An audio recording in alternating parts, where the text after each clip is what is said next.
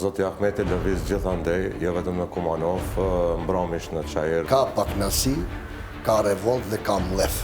Gjendja e shqiptarëve është shumë e keqe, shumë e rëndë dhe këtë gjendje shqiptarët duan ta ndryshojnë. BDI dhe PDSH-ja nuk pranojnë që të kenë ballafaqime me partitë opozitare përfaqësues, ajo është gabim.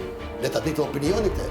Të ketë fytyra të reja, mirë po pa harruar, domethënë që një pjesë e tyre të mbajnë konsistencën politike dhe të mbajnë kontinuitetin. Zoti Mexhiti, kush i zgjodhi? Vetë Ali Ahmeti?